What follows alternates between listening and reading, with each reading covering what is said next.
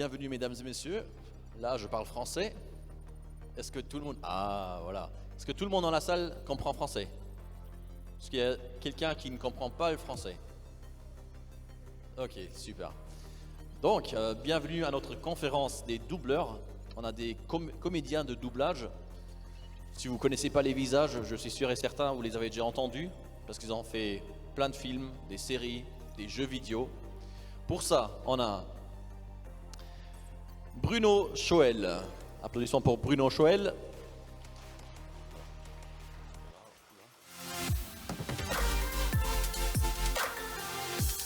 Et nous avons Arthur Pestel.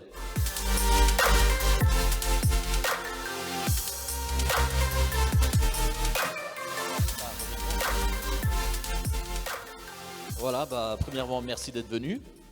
Merci à vous. Merci à vous de nous recevoir. Moyenne. Moyenne, c'est ce qu'on dit. Bruno, vous faites du doublage dans des films, dans des séries télévisées et dans des jeux vidéo. Exact. Voilà, les jeux comme Assassin's Creed, Uncharted, Final Fantasy. Ouais.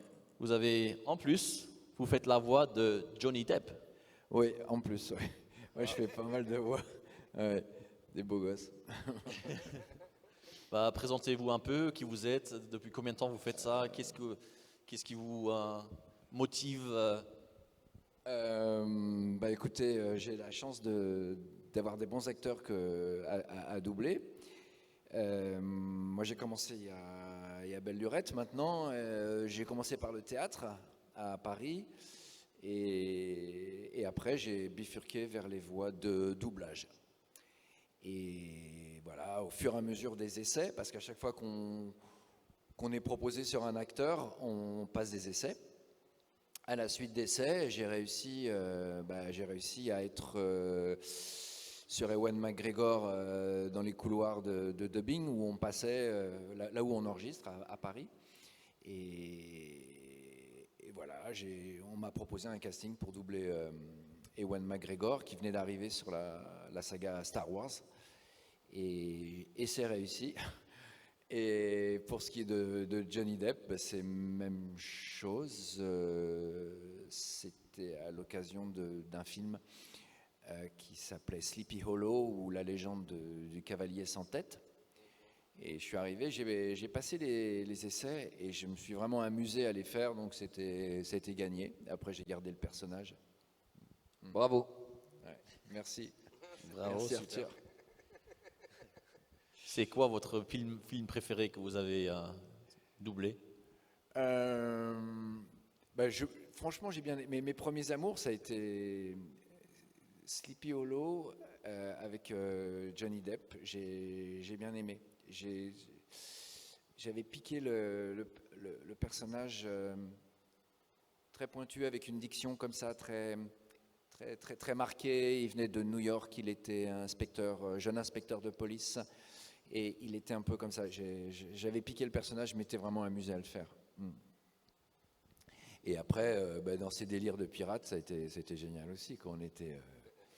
Black Pearl est un merveilleux bateau. Parce qu'à chaque fois, il crée des choses étonnantes.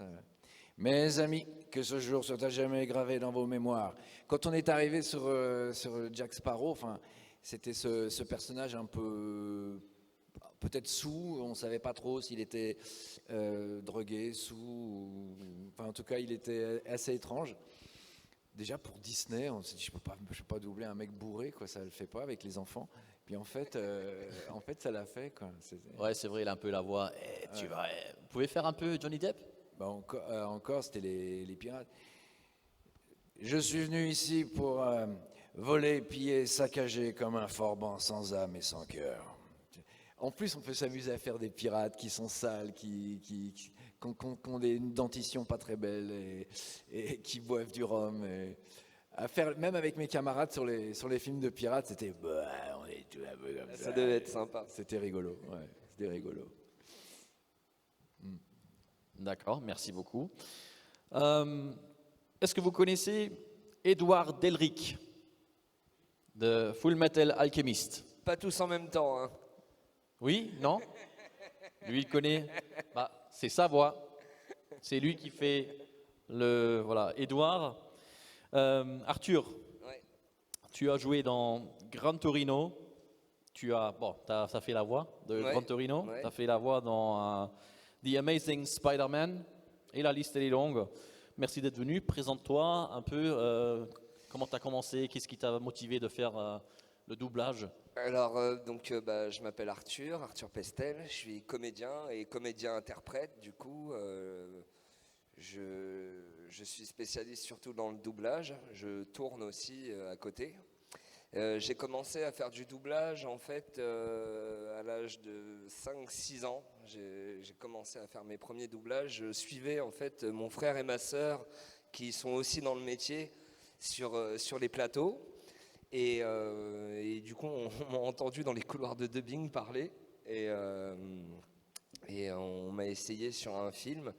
L'un des premiers trucs que j'ai doublé, c'est Menteur Menteur avec Jim Carrey, où je fais l'enfant. Donc ça, c'est l'un des tout premiers trucs que j'ai fait.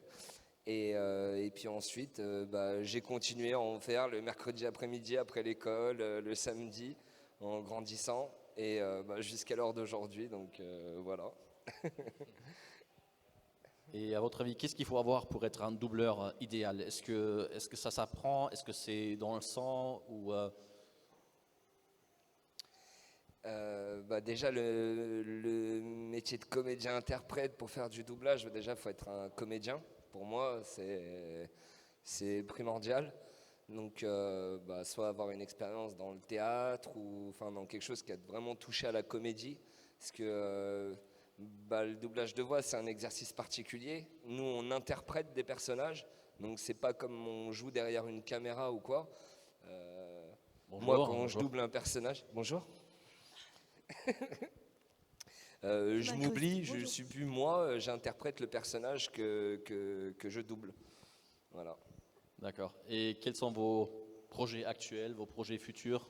Aujourd'hui, je sais qu'il y a le Full Metal 3 qui sort là.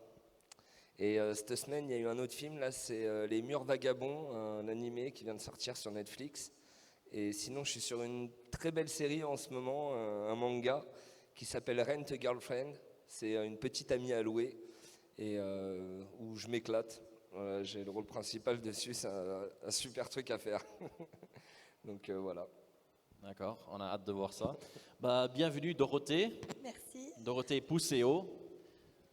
Si vous ne connaissez pas le visage, la voix, vous l'avez entendue sûr et certain, parce qu'elle fait tellement de choses. La liste, elle est tellement immense, on dirait qu'en France, il n'y a qu'une doubleuse.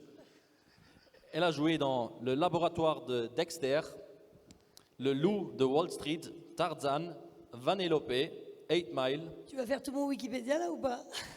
J'ai raccourci parce que la liste, elle était vraiment longue. The Fast and the Furious. Et voilà, le reste, je te laisse dire toi. Non, mais je crois que tu as à peu près tout dit là, non? Harley Quinn. Ah oui, Harley Quinn, bien sûr. Harley Quinn, Vanellope dans Les Mondes de Ralph, Didi dans le laboratoire de Dexter. Voilà. Pour la partie doublage. Oui, et depuis combien de temps fais-tu le doublage? Alors moi, j'ai commencé à l'âge de 7 ans à jouer au théâtre. En fait, avec Michel Bouquet dans Le Malade imaginaire, je faisais Louison. Et ensuite, la pièce de théâtre a duré 2 ans. Ça a été un gros succès. On est parti en tournée, on revenait à Paris. Voilà, ça ne s'arrêtait pas. Ce qui fait j'ai rencontré, il y a un agent qui m'a démarché. Je me suis mise à faire des tournages. Et ensuite, il y a un directeur de plateau, Claudio Ventura, qui n'est plus là maintenant, qui m'avait repéré sur scène et qui m'a proposé de faire un doublage. Et j'avais donc 9 ans. Et voilà, il n'y avait pas beaucoup d'enfants comédiens à l'époque. Il n'y en a toujours pas énormément, mais il y en a plus maintenant depuis les émissions, télé-réalité, les The Voice et tout. Il y a beaucoup d'enfants qui se mettent plus sur le devant de la scène, mais à mon époque, très peu. Donc, ils allaient facilement piocher des enfants à la télé ou au théâtre. Donc, j'ai été repérée comme ça et j'ai commencé le doublage vers 9 ans. Et voilà. Super, super. Non, j'ai vu quelques extraits de toi dans Le Laboratoire de Dexter de Vanellope. C'est vraiment impressionnant de voir, tu vois une petite fille, une bande dessinée qui a une voix vraiment, on dirait que c'est sa voix. On ne s'imagine pas que c'est une personne derrière ce caractère qu'il fait. Est-ce que tu pourrais faire un peu la voix de Alors, Didi, c'est un peu aigu pour moi, je vais essayer, mais en fait, j'étais moi-même très gamine, je devais avoir 16 ans ou 17 ans quand je faisais le laboratoire de Dexter, donc j'avais une voix un peu plus aiguë. Donc elle ferait genre Dexter, qu'est-ce que ça fait si j'appuie sur ce bouton? Voilà. Mais c'est un peu aigu. Super, super. C'est Bruno. Yes. Dorothée, tu me fais rigoler. Dorothée, j'ai un souvenir de toi, parce qu'on peut en parler des souvenirs, parce que ça fait un moment qu'on sévit dans le métier. Et tu te rappelles de Party of Five? C'était une série, je ne sais pas si vous allez vous souvenir, ça s'appelait La vie à 5 en français.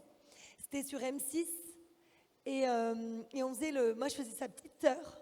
Je faisais ma petite sœur. Et j'avais 15 ans quoi, à l'époque du doublage, Ouais. j'avais 15-16 ans. Ouais.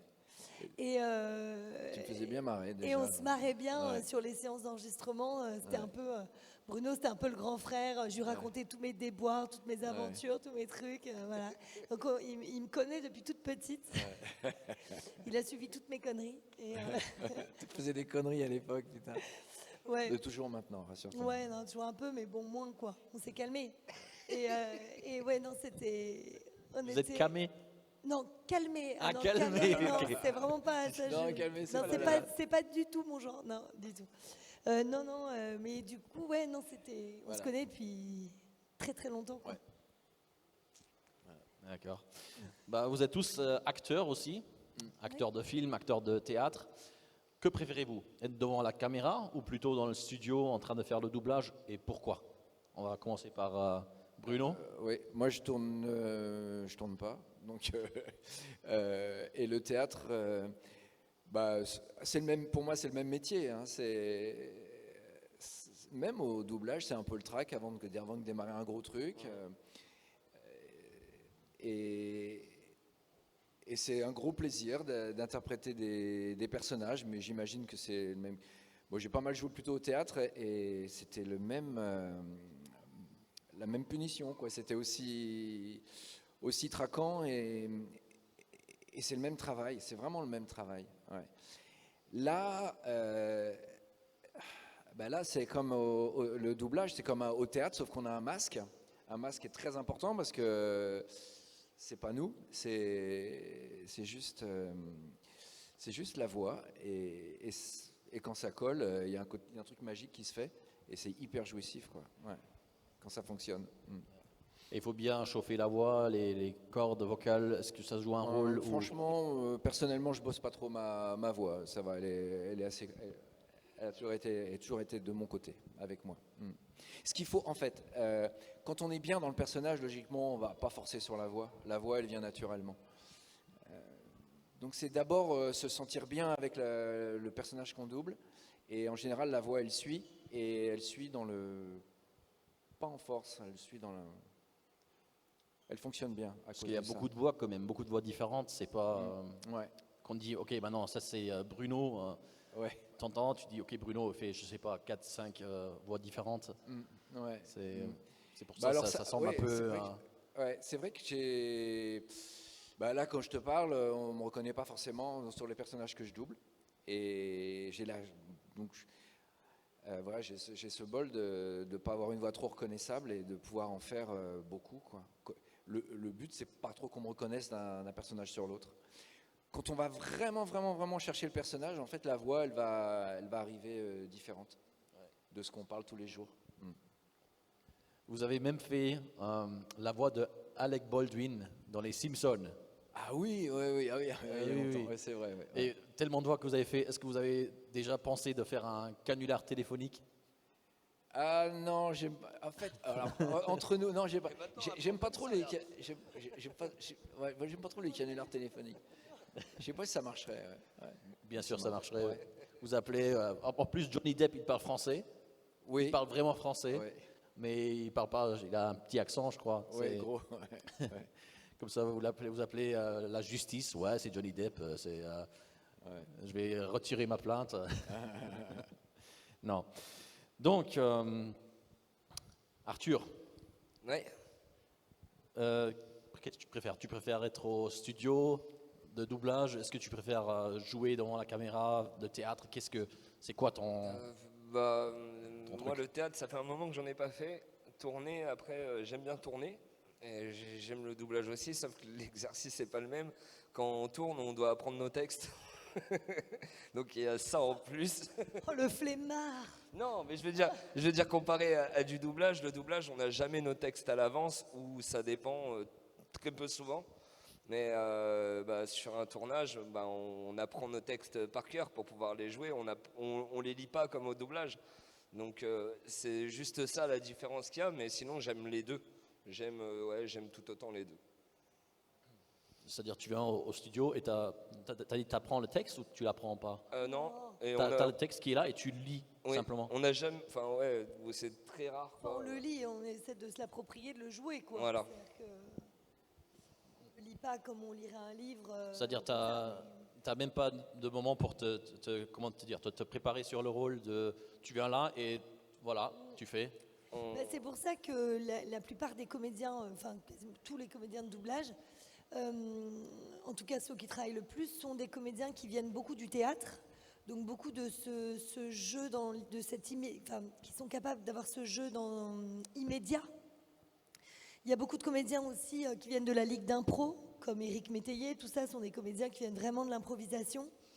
Et en fait, il y a des comédiens magnifiques qui sont sublimes sur scène ou à l'image, qui sont incapables de faire du doublage, parce que justement, ils ont besoin de mois et de mois de répétition pour incarner un personnage, alors que là, en doublage, c'est pas possible, c'est impossible. Donc, il faut tout de suite être capable de se mettre dans l'humeur d'un personnage, comme être tout de suite capable de pleurer. Il m'est arrivé de faire des films hyper compliqués, et à 9h30 du matin, avoir une comédienne magnifique en face à qui je veux rendre hommage et respecter son travail qui est en larmes, qui est extraordinaire.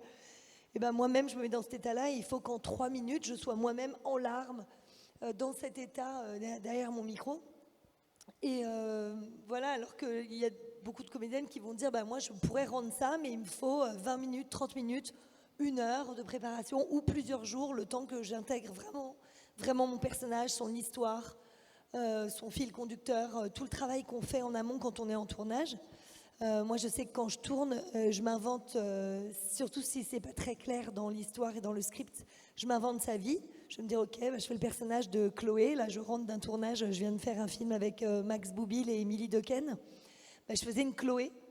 Et Chloé, je connais certaines choses de par les scènes que j'ai tournées, mais j'ai m'inventé son enfance, son passé, son but, pourquoi elle est là, etc., pour lui donner plus de caractère et être le plus crédible possible dans le personnage. Donc il y a un travail en amont qu'on n'a pas en doublage. Et en doublage, il y a le comédien étranger qui a déjà fait toute cette partie du travail, qui a proposé un personnage, et maintenant c'est à nous de le respecter et de retranscrire son travail du mieux qu'on peut. En français, évidemment, une VF ne sera jamais une VO, c'est évident, mais on essaie du mieux qu'on peut de le retranscrire. Après, je pense que l'un ou l'autre sont intéressants, parce qu'il y a des séries que je trouve plus intéressantes presque en VF. Starsky et Hutch, vous le regardez en VO, c'est plat, c'est pas drôle. Vous le regardez en VF, c'est à mourir de rire. Oui. Parce que les comédiens, dont Francis Lax, qui sont des comédiens de théâtre complètement fous, des dingues d'impro, ont ajouté plein de textes, plein de vannes, et ont fait un programme hyper rigolo, qui a d'ailleurs cartonné en France, et ça a été un flop total aux États-Unis. Et toutes les saisons qu'ils ont tournées derrière n'étaient que pour l'étranger. Pas du tout pour les États-Unis, c'était un flop. Donc ça peut arriver. Après, je comprends aussi qu'on n'ait pas toujours envie de voir les sous-titres, lire les sous-titres, ça peut être un peu casse-pied. Et voilà, après... Il y a toujours d'ailleurs des gens qui font toujours ce débat un peu VO, VF, les pro-VO, les pro-VF.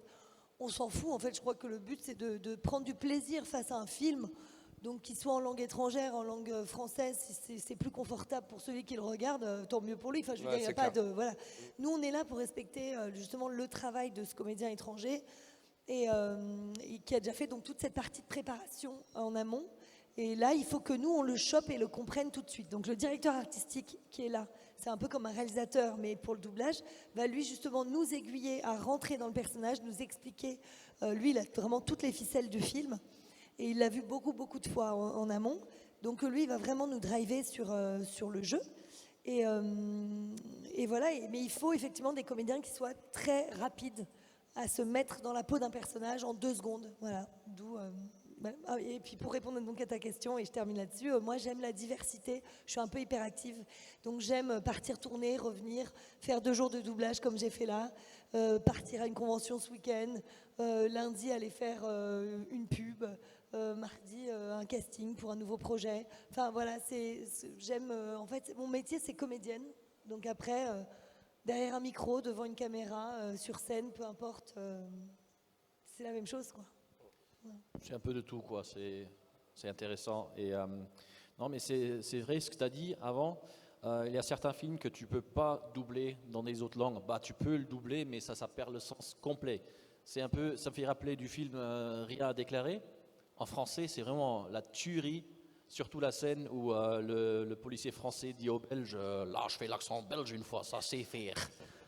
La même scène traduite en allemand. C'est vraiment, moi je dis, mais c'est quoi ce truc? Franchement, Oui, ça on a la perd même chose tout. dans d'autres films, dans l'autre sens, quoi. Il y a des films américains où ils vont jouer sur des accents très drôles. Le mec va prendre un accent texan ou un truc, etc. Et nous, en français, à retranscrire, on est perdu, quoi. Oui. Voilà. Mais ça, c'est la barrière de la langue. Donc, ça n'a rien à voir avec le doublage spécialement, parce que cette barrière peut exister dans n'importe quel domaine. Même dans des BD, dans n'importe quoi, parce que l'humour n'est pas le même selon les pays, on n'a pas le même humour que nos pays voisins et ainsi de suite. Donc c'est vrai que c'est toujours compliqué de retranscrire et le texte et le jeu et tout ça pour certains cas, quoi. C'est un peu comme les humoristes aussi. Je connais plein d'humoristes et ils me disent, voilà, j'ai fait mon spectacle en Allemagne, les gens sont éclatés de rire, j'ai fait le même spectacle au Luxembourg, ils ont un peu Oui, moins bien compris. sûr. J'ai fait ça en... Bon, après Luxembourg-France, on ne peut pas dire que ce soit très différent quand Oui. même, mais... Et c'est aussi, pas seulement la langue, c'est aussi l'humour, comme tu as dit, les gens qui connaissent les références, Oui, c'est Et- ça, c'est une question de référence, c'est une question de plein de choses en fait qui font qu'on va être touché ou pas. Et le plus dur à doubler, c'est les films coréens, c'est terrible quoi. C'est quasiment impossible à doubler. Moi, je me souviens toujours d'un exemple avec Alexandre Nguyen, un comédien qui fait beaucoup de doublage aussi, où on doublait, mais c'était il y a très longtemps, je dirigeais le film moi, parce que ça j'aime bien aussi, changer de casquette et diriger les autres. Et je dirigeais un film coréen, qui était d'ailleurs pas mal. Mais alors là, je vous dirais, il faut absolument le voir en VO, parce que c'est pas possible qu'en français, parce qu'en fait, on remplit pas du tout. Alors l'américain, ça va, bien qu'il surarticule beaucoup, quand c'est oh my god et tout. Alors nous, on est toujours obligé un peu de tricher, de surarticuler pour que ça soit à peu près dans la bouche. Mais alors le coréen, c'est impossible. Et moi, je serais toujours, à un moment donné, il y a son comédien coréen qui est tout content, qui est content, il n'est pas du tout énervé, puis il dit « Oh, un café !» comme ça, avec une énorme bouche. Et en fait, nous, on voit le texte français, parce qu'évidemment, on ne comprend rien, et ça dit « Oh, c'est une bonne idée, et si on ouvrait un café ?» Et en fait, le mec, il est content, il propose qu'ils ouvrent un café, quoi, un restaurant ou un café. Et là, je dis « Mais comment on va faire ?» Parce qu'en fait, si on voulait être synchrone, il aurait fallu qu'il joue, genre « Et si on ouvrait un café ?» comme ça, mais c'est impossible. C'est impossible, nous, en français, de parler comme ça, quoi. On peut pas dire, viens, on va ouvrir un café. Bah, tu vois, c'est... Bah, du pourquoi pas non. Du coup, on est hyper embêtés, quoi. Et là, là, on est un peu perdu, quoi. Parce qu'on se dit, mais comment on va faire donc, on essaie de tricher en faisant, ah, mais on va ouvrir un café, un ouais, de rajouter un ouais derrière, ou de trouver des petites feintes pour que ce soit à peu près dans la bouche, parce que sinon c'est complètement asynchrone, enfin ça rentre pas du tout. Voilà, ça c'est le plus compliqué. Moi, c'est vrai que les films asiatiques, c'est loin de nous, quoi. La façon dont ils parlent, c'est loin de ce qu'on peut ressentir. J'avais doublé 2046, qui était la suite de In the Mood for Love, le fameux film d'Ong Kar-wai. Et sur les essais, on m'avait dit, écoute pas, on s'inspire toujours de ce qui est fait en VO. Et là, Puis on regarde beaucoup le visage aussi. On offrait regarde beaucoup les yeux, le visage. il offrait un petit cadeau à sa fiancée et c'était c'était une scène d'engueulade. Et la trad, c'était je t'aime mon amour, voilà un petit cadeau pour toi. Et on m'avait dit surtout écoute pas, tu pars dans un mauvais truc. Et il y a aussi le truc aussi quand on double des films asiatiques. au bout d'un moment, tu sais, des Jackie Chan, tout ça. Au bout d'un moment, on finit par parler comme à toute vitesse, comme ça, on parle pas comme un chinois au bout d'un moment. Et on dit non, calme, reviens. C'est pas parce qu'on est tellement dans En le fait, on se physique. fait embarquer par parce qu'on copie. Moi, On enfin, copie le on est physique. pareil, on copie le physique quand on est derrière notre micro. Si le comédien fait, mais attends-moi, moi je vais être comme ça, je vais faire, mais attends-moi. On a la gestuelle pour être dedans. Alors on peut pas faire de bruit, on peut pas courir, mais par exemple si la comédienne court, moi je vais être comme ça. Derrière mon micro, enfin, on va essayer de bouger pour donner une respiration, pour accompagner le corps. Et du coup, c'est vrai qu'on se fait embarquer par leur physique, où on a envie de faire « Mais arrête !» alors qu'en fait, il n'y a rien. Mais c'est hyper dur, hein, franchement. Et quand on arrive sur un film américain, on est là « Ah, ça y est !» plus proche de nous. c'est plus posé, quoi, c'est plus facile. Et même les films italiens, il n'y en a pas beaucoup. Hein. Mais Non, mais c'est les dur films aussi. italiens, c'est pas facile parce que c'est je te dis que il y a juste ma en français, on peut pas faire. C'est horrible, c'est hyper dur à On est faire. coincé, sinon ça fait non, tu fais un italien, ça va pas. En français. Il y a des choses qu'on peut pas. Oui, il y a des choses qu'on. Quand on est trop dans le physique, je te dis le coup du Jackie Chan, quoi. À chaque fois qu'on est sur un film comme ça, tout d'un coup, tu m'as parlé comme ça à toute vitesse, comme un chinois. Mais arrête, calme-toi, c'est pas. C'est très simple, de l'italien en français, vous faites simplement bah ouais, et ici, parce que les Français font beaucoup de aussi, non? Ouais, on fait des Mais en fait, les E, on en fait beaucoup parce que 90% des programmes qu'on double sont américains et eux, ils font toujours des mais tout le temps. Donc nous, on est obligé de le faire, en fait, évidemment, parce qu'on ne peut pas laisser la bouche à vide faire. Donc on est obligé de le remplir. Du coup, on remplit par des. On est obligé de remplir aussi, quoi. Et eux, ils ont beaucoup de pauses que nous, on n'a pas, si vous regardez bien. Eux, ils font toujours des ballets, ce qu'on appelle des ballets dans notre métier, c'est-à-dire quand ils font I don't know, it's if et ils font toujours des trucs comme ça pour dire une phrase. Alors que nous, en français, si on tournait, on ferait non, je sais pas, ça dépend. Ouais, pourquoi pas. Enfin, on va dire un truc plutôt d'un trait. Et eux, ils font plein de pauses. Surtout dans les soap opéras, les Feux de l'amour et tout, ils font toujours des pauses comme ça, hyper longues. Et donc, on est toujours obligé de parler comme ça, de dire, en fait, il faudrait, si, eh bien, je te jure, et c'est hyper déroutant, quoi. Hein, tu trouves pas?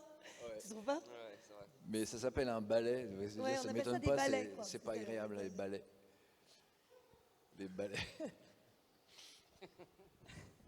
D'accord. Et quels sont vos projets actuels, projets futurs? Vous? J'ai déjà. Là, moi, je viens donc de faire ce tournage. C'est pour le cinéma l'année prochaine. Les projets futurs en doublage, c'est compliqué de les citer parce qu'on n'a pas le droit encore vraiment. Je viens de faire un joli animé, c'est comme ça qu'on dit, je crois, un animé sur Netflix qui s'appelle Cyberpunk, qui vient de sortir, là, il y a très peu de temps. Je suis dessus aussi. Toi aussi, t'es dessus? Ouais. Ah bah oui, je suis bête. Bah oui, Bah je oui. sais que t'es dessus en plus. Bah oui. Et voilà, après, je fais des nouvelles saisons de séries sympas qui vont revenir. Et puis, je vais faire un film à Margot Robbie là, qui s'appelle Babylone. Alors, je ne serai pas Amsterdam, il garde la comédienne canadienne. Ce sera en français, mais avec la voix française canadienne, la vécue, on appelle, de Margot Robbie, qui est très bien d'ailleurs, qui est super. Et moi, je ferai, par contre, Margot Robbie dans Babylone, voilà, qui a l'air canon. D'accord. Où est-ce que les gens peuvent vous trouver? Netflix, YouTube, je ne sais pas. S'ils disent, OK, maintenant je vais voir Arthur, je vais voir Dorothée ou Bruno, où est-ce que Nous trouver, c'est-à-dire nous entendre de sur des vous, doublages. ou de vous entendre ou voir même? Moi je double, hein, donc on va m'entendre. On va m'entendre, hein, ça. Bruno, il ne sait pas du tout sur quoi il passe là, mais c'est clair que non. Il va dire, ouais, je sais pas, moi, je sais même pas ce que j'ai doublé il y a 2 jours. Oui, ça va. Il y a beaucoup de choses. Ouais. Ouais, je travaille bien, donc ça va. Mais bon, bah oui, les projets, on peut pas en parler. Mais je viens de faire une belle série qui est les Seigneurs des Anneaux en série. Là, c'était sympa. Ça, Le Seigneur des Anneaux. Ça, oui, ça, Ouais, on c'est très peut en parler. Et donc ça passe. Bon, Kenobi, la série Obi-Wan, elle est passée. Peut-être qu'il y aura une suite, on ne sait pas. Il y a un film là, avec Ewan McGregor qui s'appelle Ray and Raymond et qui va sortir très bientôt. Un film très sympa. Très sympa, ouais. Enfin, ils passent leur temps à enterrer leur père et il règle des comptes en famille. C'est pas très simple. Enfin, le film est bien quand même. Le film est bien. Le film est bien. Non, il y a une série avec Donald qui arrive aussi. Mais voilà, il y a des choses, il y a des choses sympas. Est-ce que vous avez aussi doublé Ewan McGregor dans Trainspotting? Mais Non? Ok, Trainspotting, c'est aussi un film, il faut le regarder dans la version originale. C'est avec tous les accents différents en Ouais. Écosse qu'ils ont. Bah oui. Et après, tu le mets en allemand, c'est un accent fini, hein, ça prend tout le... ben, nous, on peut pas, comme tu disais, les accents, en plus, même, quand on travaille pour TF1 en France, pas d'accent. Même d'accent s'il y a du tout. des trucs évidents, c'est pas d'accent. Bon, Parce ça, que c'est toujours très bizarre parce qu'en fait, ça dépend on a des tous chaînes, des ça accents dépend. différents. Canal+, quand on parle, ils donc, acceptent. mais ils veulent pas. TF1 et Disney aussi, ils veulent pas. Et souvent, dépend, ouais. ils veulent Enfin, plat. Enfin, il n'y a tout pas est de, plat, pas ouais. de différence. Mais ouais, c'est les bon. politiques de. Après, moi, je suis nulle en accent, donc je préfère pas qu'on me demande d'en faire parce que chaque fois que j'essaie d'en faire un, on croit que c'est autre chose. Donc, C'est-à-dire, partout en France, il n'y a qu'un accent de doublage. ouais. Et, Ça ok. va être l'accent, même pas parisien, parce que si on prend un truc un petit peu trop paraigo comme ça, ils vont faire ah non non non attention, faut qu'on y ait pas de, faut que ça te donne aucune région en fait, Voilà, pas qu'il y ait Ah, faut que ce soit qu'il y ait des neutre. conflits. pas marquer les différences, Non. faut que ce soit, faut gêner personne, quand même. Voilà, c'est un peu bizarre. Quoi Faut pas que je parle comme ça. Ok. Cut.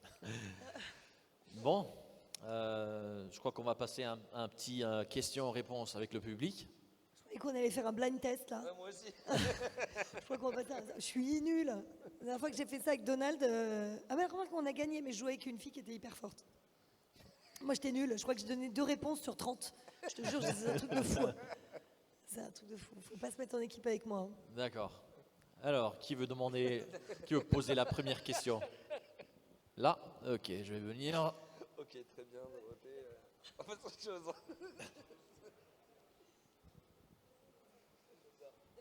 Dans la scène d'Harley Quinn.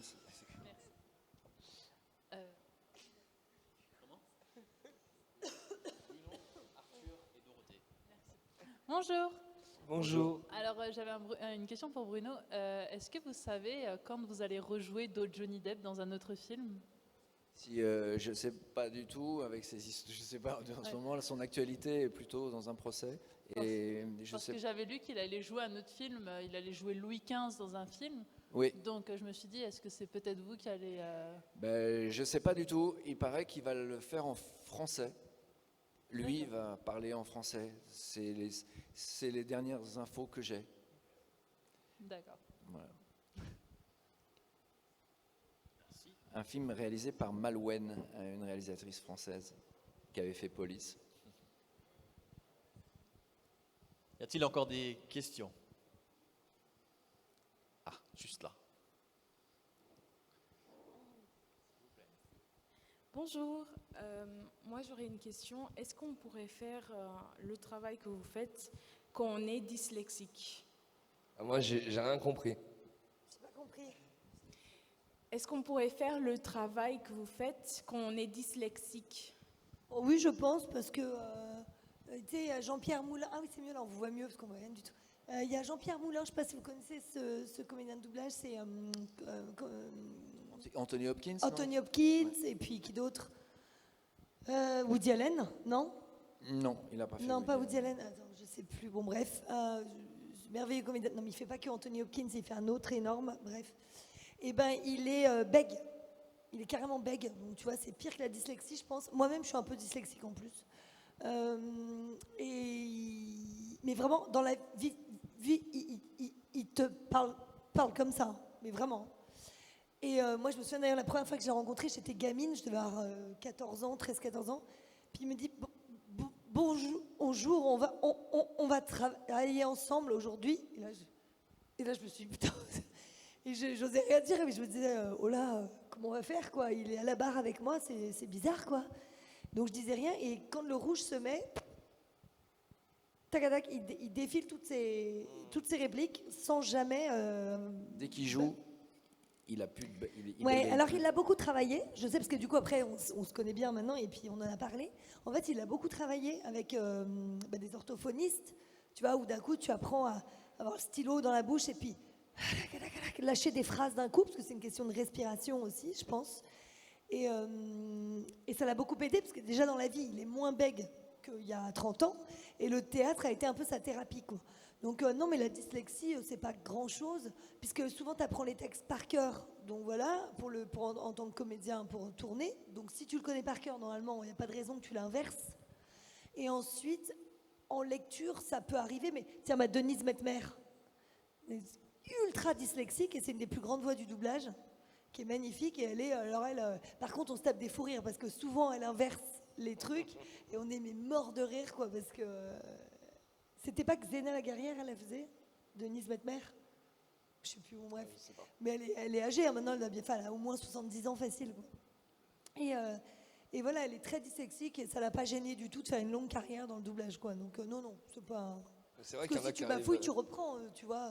Non, c'est vraiment pas un souci. c'est vrai qu'il y en a qui arrivent à gommer bègue ou quelque chose avec la comédie ou la musique. Il y en a beaucoup qui Ouais, chantent et d'un seul coup, qui n'ont Ouais. plus rien du tout. Ouais, Là, ouais. c'est vrai que c'est un bon travail. Mais les Canadiens, les versions canadiennes, les doublages canadiens, c'est assez impressionnant parce que je les ai vus travailler. Ils sont dans la vie, ils te parlent avec l'accent canadien total, Ouais. et puis ils arrivent au micro et il n'y a plus d'accent. Ils parlent comme nous, quoi. Il n'y a pas d'accent du tout. Alors après, on voit que c'est une version canadienne sur les quelques mots qu'ils vont dire en Sur anglais. les Parce qu'ils vont villes. les dire, voilà, ils vont dire genre, allez venez, on va manger au McDonald's. Voilà, ils vont faire d'un coup un truc hyper américain au milieu. Donc là, on fait c'est canadien. Mais sinon, il n'y a pas du tout d'accent, quoi. Et par contre, dès qu'ils sont off micro, ils parlent avec un accent canadien énorme, quoi. Donc c'est assez des... Ouais, non, mais tu peux y aller. C'est bon? Ok. D'accord. Des questions? Ah, voilà. Bonjour, alors de réalité j'ai une question. Est-ce que tu as aimé faire le doublage de Lucie de Cyberpunk? Est-ce que j'ai aimé quoi? Le rôle de Lucie? Oui, de Cyberpunk. Ah ouais, j'ai adoré. Bah là, donc c'est celui que je vous disais qui vient de sortir sur Netflix. J'ai trouvé ça vraiment génial. J'ai adoré l'univers, je trouvais ça assez fou. Et ouais, j'ai vraiment apprécié. Après, ce qui était un peu dommage, c'est que bon, j'étais avec Donald Renew qui dirigeait la série, qui est vraiment mon frère. Donc c'était hyper sympa d'être avec lui, mais j'ai pas pu donner la réplique à Alexis Thomasian, qui est vraiment mon autre meilleur ami, qui fait le rôle principal, et parce qu'on n'était jamais libre en même temps, et voilà, enfin, c'était compliqué, et donc j'ai tout enregistré toute seule. Ah d'accord, que je vois. Du coup, ça, c'était moins fun. Bon, j'étais quand même avec Donald, mais c'était moins fun d'être toute seule à la barre qu'à plusieurs. Voilà. Mais sinon, je me suis régalée par rapport au film et au personnage, oui, c'est sûr. Elle est géniale, elle est hyper émouvante, en fait. Oui, c'est vrai. Et la fin, non, je rigole, je vous dis rien si jamais vous voulez regarder. Ok, ouais, Mais la fin est dingue. Oui, c'est vrai. Il y a plein de gens qui ont pleuré et tout, hein. J'approuve. Ouais, j'avoue, moi-même, j'étais là, genre, gorge serrée. Mais C'est vrai. c'était beau. Oui, un très grand merci. Merci à toi.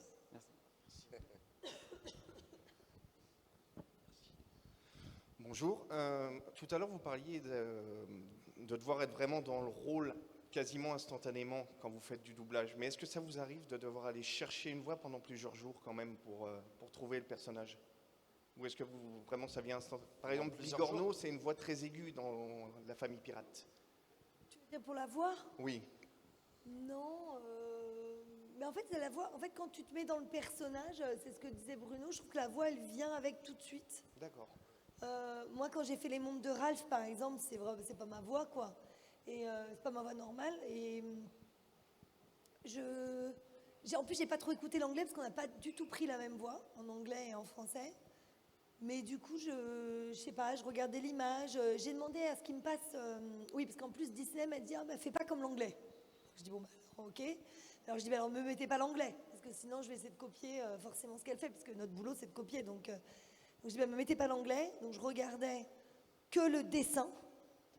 Et le dessinateur, bon, surtout Disney, on peut dire qu'ils ont un niveau à peu près correct quand même, est tellement parlant en fait dans les mimiques, dans les yeux, dans le corps et tout, que je la regardais bouger, je la regardais réagir et tout.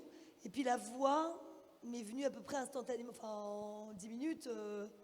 Généralement, tu passes un petit peu plus de temps sur les 2-3 premières scènes, parce que tu découvres ton personnage, le projet. Donc la voix, elle est devenue un petit peu plus... Enfin, j'ai proposé des choses, et puis la voix, elle est venue naturellement au bout de 10 minutes. Et puis ils ont dit, c'est celle-là, et puis je l'ai gardée tout le long, quoi. Voilà. Mais pour moi, après, je sais pas, les copains. Moi, je suis un peu d'accord avec toi. On est un peu condamné aussi à trouver la voie très rapidement. Parce que c'est un métier où il faut travailler vite, quoi. Et il faut trouver... Et c'est pour ça, d'où les essais sur les personnages. Il y a un truc qui va être évident. On passe 3 essais, donc il y a 3 comédiens ou 3 comédiennes qui viennent sur... Des fois 5, quand c'est des rôles un peu plus où il y a un peu plus d'argent. Donc un essai, c'est un casting. Et des fois, c'est des vrais castings. Et des fois, ça peut être sur plusieurs mois, les castings. Des séries de 5, comme ça. Jusqu'à temps qu'on trouve la personne qui... Il y a des évidences. Et quand, moi, Vanellope, ils ont vu au moins 20 personnes. Ah oui, Ouais, sur quoi? Sur Vanellope, là, sur le petit personnage. Ah oui, il peut y avoir des castings très, très énormes.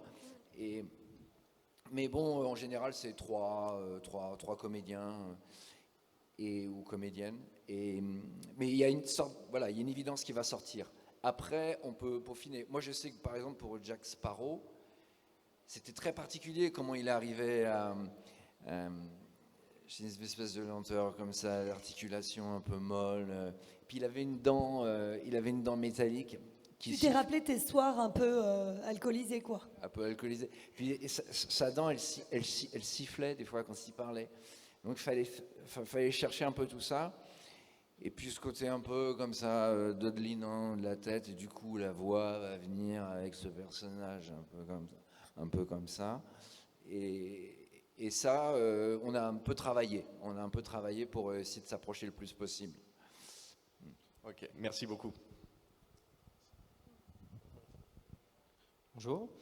Est-ce que j'avais une question par rapport aux blagues justement qu'on parlait tout à l'heure, qui sont un peu différentes suivant les civilisations, si on peut dire ça comme ça. Est-ce que vous avez un peu d'improvisation possible ou est-ce que vous devez suivre le texte à la lettre? Si par exemple il y a quelque chose qui vous paraît un peu plus logique pour la traduction.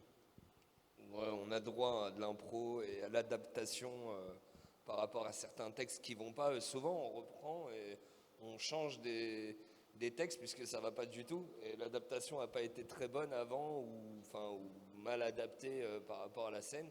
Et si on sent un truc qui va mieux, ouais, on a souvent de la liberté. Hein. Ouais. Oui, on est plutôt assez libre. Bon, on va pas dire un truc qui va abîmer le projet ou évidemment. Ouais, ça c'est sûr. Ouais. Tout ça, mais on peut proposer des choses. Généralement, on fait toujours ce qui est écrit sur le texte, quand même, pour le client, et puis après, nous, on peut proposer des choses en plus. Ouais, quand on part dans le personnage, naturellement, on peut avoir des mots qui nous viennent à nous et qui nous appartiennent du coup, et du coup qui vont coller parfaitement à l'image. Mais il y a aussi des adaptations à laquelle on ne peut rien toucher. Ça existe. Quand ça a été vérifié, revérifié par les clients. Les productions, par les clients et tout, on ne change pas un mot. Après, on a beaucoup moins de liberté maintenant qu'il y a 20 ans. Hein. Évidemment, il y a 20 ans, on faisait vraiment ce qu'on voulait. Mais en fait, personne relisait les textes. Personne relisait les textes. Et puis nous, personne relisait notre boulot. Enfin, il y avait quelqu'un qui l'écoutait, mais sans plus, parce que je suis tombée sur un vieux doublage, il y a des années de ça déjà, où j'entends le directeur de plateau parler derrière, dire « on va la refaire ». Et en fait, c'est resté sur la bande, quoi. Donc, je pense que... Le plus drôle, c'était les ambiances. ambiances il y a 20 ans. C'est que ce truc. Ouais, voilà, mais en fait, c'est... Oui, les ambiances, mais les ambiances, c'est toute la foule derrière, ou les ambiances de restaurant, et on disait n'importe quoi. C'est... Après, on se fait encore des blagues. Hein. Là, je viens d'enregistrer un film pour Netflix avec une comédienne que je double beaucoup, que je double dans Stranger Things. Et ce film, l'auteur que je connais très bien, Marc Bacon. Tu vois qui c'est, Marc? Marc Bacon. Ah oui. Et donc l'auteur qu'on connaît très très bien a écrit sur les ambiances. Donc il y a un moment, il y a un truc dans un EHPAD. Et en fait, il y a des vieux qui parlent derrière. Mais on n'entend rien, donc c'est au loin, c'est derrière, genre je vais prendre mon médicament, enfin j'en sais rien, avec un truc au loin. Et au lieu d'écrire justement genre je vais prendre mon médicament ou machin, il dit t'as pris ton médicament Dorothée? Et donc du coup il écrit ça sur la rythmo et il y a quelqu'un en ambiance qui l'a dit quoi, qui dit ouais t'as pris ton médicament Dorothée, donc il me fait un clin d'œil à moi qui double le film. Donc on place quand même des petites bêtises à nous pour se faire rire entre nous. Donc après à vous de les trouver. Vous allez certainement en trouver beaucoup si vous prêtez attention à tout ce qui se passe derrière. Donc oui, on se place des petits trucs et tout, on peut changer, mais ça reste mignon et sur des projets pas trop gros. Quand tu doubles Star Wars, tu changes pas une virgule, quoi. T'es comme ça, il y a tout le monde derrière toi qui te surveille. Et genre, bon, tu peux rien faire. Mais sinon, oui, on a quand même encore un petit peu de liberté, mais bien moins qu'avant.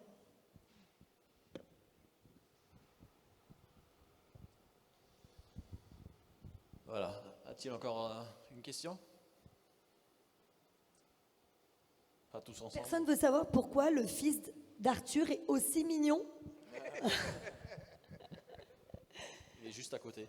Comment t'as fait pour faire une telle merveille? Comment t'as fait? Ouais, parce Mais que oui, quand je on comprends te pas. voit- La meuf trop sympa. Même moi, La bonne copine. j'ai pas la réponse. Il est trop chou. Plus de questions? Personne? Ok. Non. Bah, je vais retourner alors. Vous voulez que Bruno nous fasse une impro, je sais pas, un truc. Un sketch de 30 minutes. Un sketch d'une demi-heure, un petit truc. Bien, je bouge une plage. Qu'est-ce que je pourrais faire? Peut-être vous faites une petite conversation dans les voix que vous interprétez. Johnny Depp avec la fille de Dexter, avec Edouard. On avait fait, dans Harley Quinn, il y avait eu un moment où je suis venu doubler un personnage que je double. C'était Mark Wahlberg, je sais plus. Et oui, Ouais. ben, c'était sur Birds of Prey. Et Birds c'est of à Prey, ouais. lui que je brise les jambes, pour ceux qui l'ont vu. Quand je saute sur les jambes, là, comme ça, ben, c'était lui qui criait au micro. On a bien rigolé. On était ensemble là-dessus. D'accord. Bon, on va bientôt arriver à la fin. Est-ce que vous avez encore quelque chose à ajouter? C'est où le déjeuner? On mange. Ce que je voulais annoncer juste après la fin. Pour aller manger dans la salle numéro 9, c'est la grande salle en bas. Est-ce qu'il y a Là, des frites? il y a des frites, il y a du kebab, il y a il y a des croissants, il y a voilà, plein de choses. Il n'y a personne qui va mourir de faim.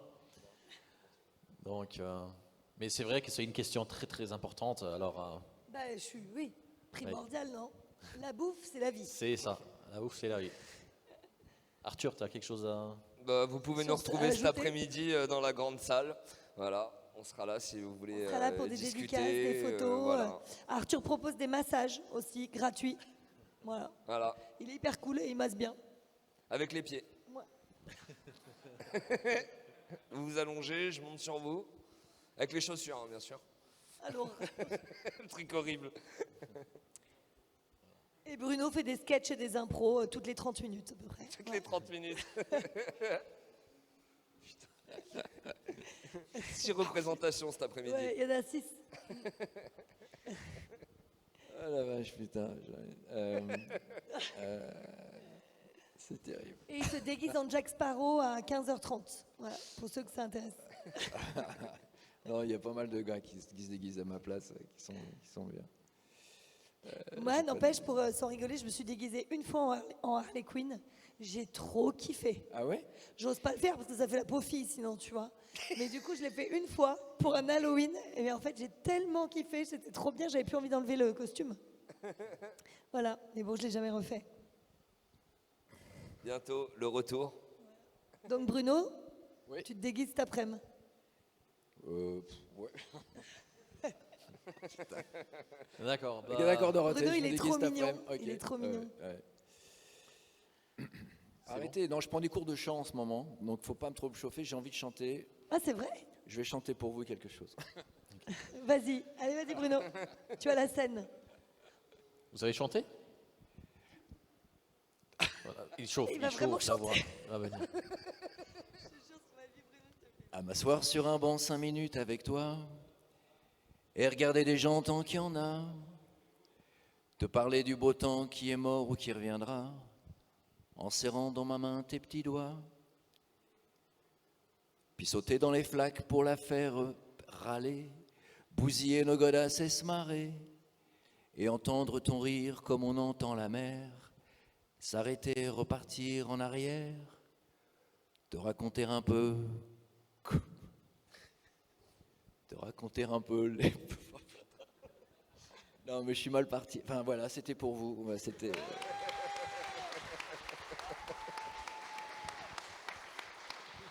Voilà, une nouvelle carrière. Bah, un grand merci d'être venu. Un grand merci d'avoir répondu à toutes les questions. Merci d'avoir écouté. Et voilà, la bouffe, elle est prête. Et on va faire une petite pause, une petite grande pause. Et après la pause, Et après, on retrouve un concert de Bruno tout à l'heure.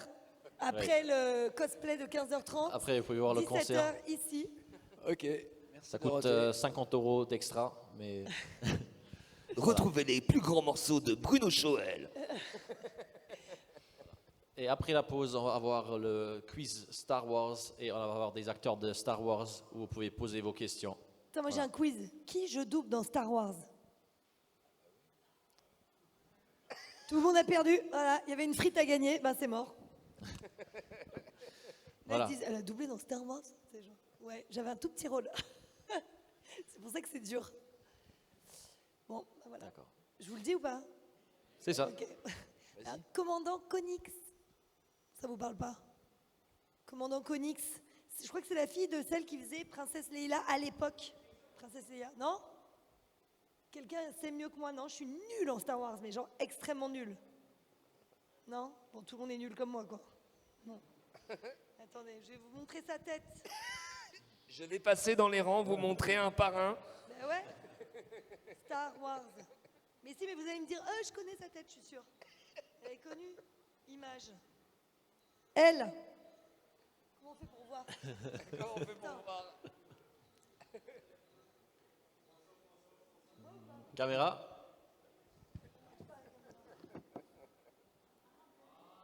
Ah. Oui. Oui, on voit, oui. Ouais, ouais.